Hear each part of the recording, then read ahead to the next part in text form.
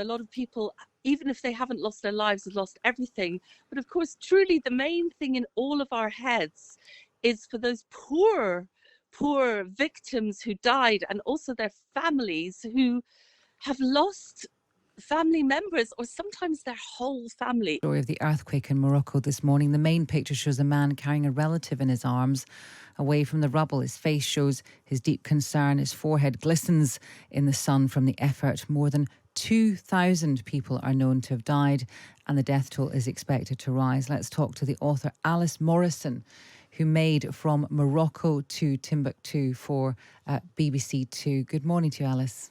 Well, good morning, Asma.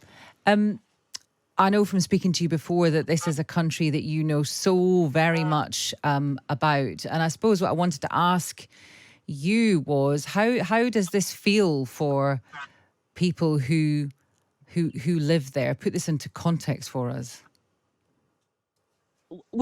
I live here. I live close to the epicenter, and I'm now even closer. So I've come to see what's happened. And I speak for myself and all my friends and neighbors that I live with, all the Amazigh people I live with. We're terribly shocked. We're frightened because we don't know if we can go back into our houses again. We're trying to come to grips with it and get over it. And, you know, even if you've not been hurt, people are absolutely terrified of what's going to happen. Now they're also starting to think ahead. You know, this is not a rich area, and a lot of people, even if they haven't lost their lives, have lost everything. But of course, truly, the main thing in all of our heads is for those poor victims who died, and also their families who have lost family members, or sometimes their whole family. It's absolutely crushing. It's crushing. And in terms of the kind of the history of this country and what it might have gone through or not, when it comes to these kind of natural disasters, earthquakes, etc., how resilient or experienced are the Moroccan people in these kind of things? Well, there hasn't been an earthquake in Morocco for decades, and then it was down in the south in Agadir. But I've been cycling between my valley and this valley where most of the devastation is. And I can tell you, I have seen a lot of activity by the government, and of course by people who live here bringing help. And, you know, the local population are all helping. So there's a huge pulling together. What I've seen is tented camps being set up because people don't want to sleep in their homes because there's huge cracks in all the houses, so they're sleeping outside.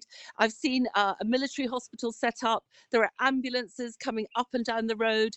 I spoke to a rescue worker yesterday, an official rescue worker, and I said to him, you know, how are you? What have you been doing? And he said, I've just pulled 10 people out of the rubble. And I stupidly, frankly, said, you know, inshallah, were they okay? Did they get to hospital? And he just looked at me with his face was covered in, you know, grime and sweat. And he said, they were all dead.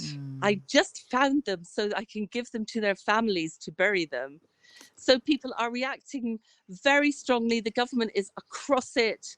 But I think those houses, when they collapsed and just killed everyone inside, you know,